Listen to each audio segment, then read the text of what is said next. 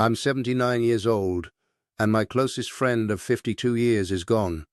Not gone because of an accident or a sudden illness, gone because of silence. And I'm only just now understanding how heavy that silence was. I'm not telling this to clear my conscience. There's no one left who needs to forgive me. I'm telling it because time has narrowed. And when it does, the truth starts pressing harder. It feels wrong to keep carrying it alone. Most mornings now are quiet. Not the peaceful kind people like to imagine about old age. Just quiet. I sit at the kitchen table with a cup of coffee that goes cold before I finish it. I still set out 2 mugs sometimes. I notice it halfway through and put one back. Old habits don't leave quickly. His name was Daniel. We met when we were both 27. I had just moved into a small apartment near the factory where I worked. He lived 2 doors down. The first time we spoke was over a broken washing machine in the basement. He had grease on his hands and laughed easily. That mattered to me back then. People who laughed easily felt like shelter. We weren't alike in obvious ways. He was loud where I was quiet. He argued for fun. I avoided conflict like it was a disease. But we fit. We filled the spaces the other didn't want to occupy. Our friendship wasn't dramatic, no grand promises. We just kept showing up. Every Sunday morning for years, we'd walk to the same diner, same booth, same waitress who never asked for our order after a while. Eggs, toast, black coffee. Sometimes we talked for hours. Sometimes we didn't talk much at all. We both got married in our early 30s. Different years, same church, different women. Life expanded the way it does when you think you have plenty of time. Jobs, kids, bills. We saw each other less, but not less meaningfully. Or so I thought. Looking back, I can see how the distance crept in quietly. It didn't announce itself. It arrived disguised as responsibility. I took a promotion that added an hour to my commute. He started his own small business and worked weekends. We stopped meeting every Sunday. Then it became once a month. Then we'll catch up soon. Soon is a dangerous word. It feels harmless. It carries no deadline. There were moments I should have spoken. I can see them clearly now, like bright pins on a map. When his father died, and I sent a card instead of showing up. When my marriage started to crack, and I said nothing, because I didn't want to sound weak. When he called one night, voice tight, asking if I had a minute, and I said I was tired and we'd talk later. Later didn't come the way I assumed it would. We never fought. That's what I used to tell myself. I was proud of that. 50 years without a real argument felt like an achievement. Now I see it differently. We didn't fight because I avoided anything that might have required honesty. Silence can look like peace if you don't stare at it too long. The years kept moving. Kids grew up and moved away. My wife and I learned how to coexist without really touching each other anymore. Daniel's marriage didn't survive. He didn't talk much about that. I didn't ask much either. We were both good at staying on the surface. We still met sometimes. Coffee instead of breakfast.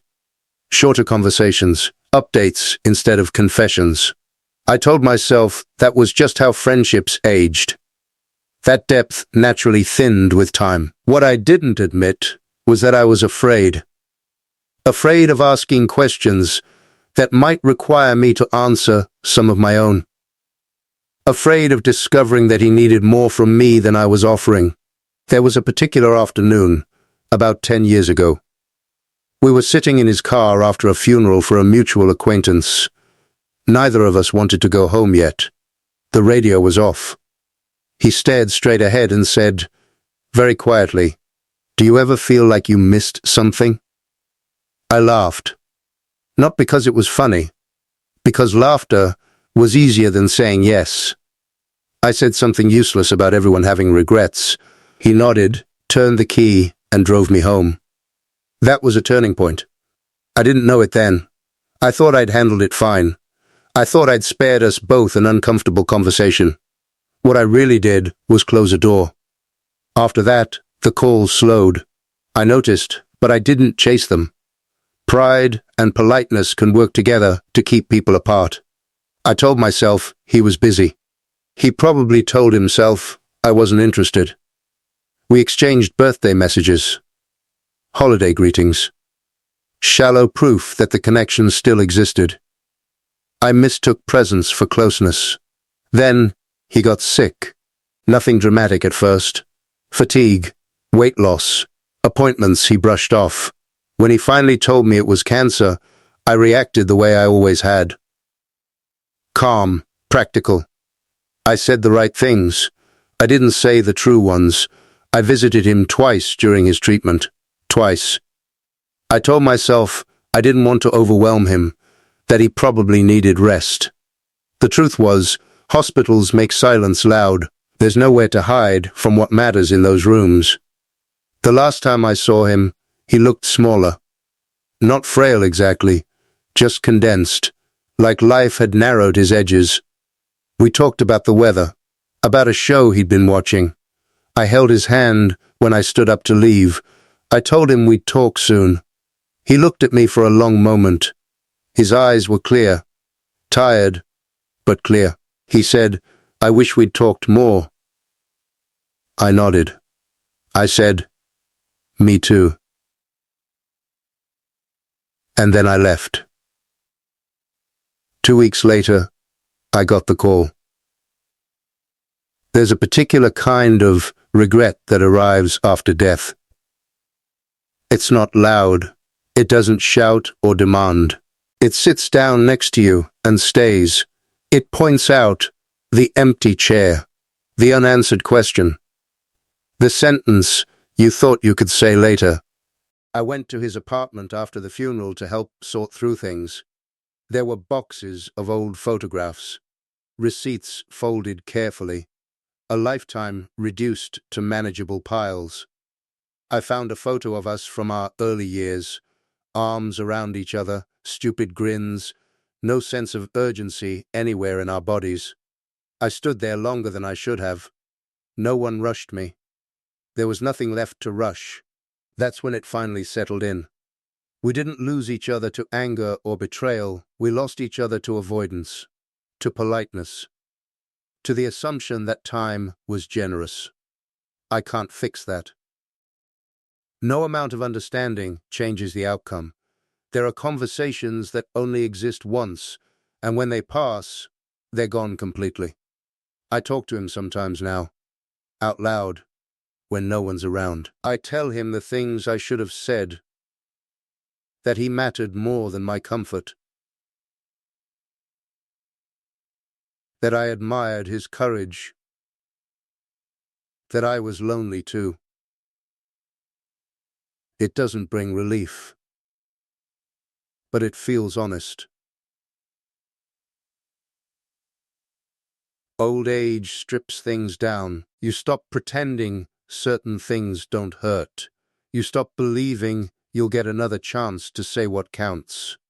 If you're listening to this, I won't tell you what to do. I don't have that authority. I'll just tell you what I learned too late. Silence feels safe. It feels neutral. It feels like you're not making a mistake. But silence is a choice.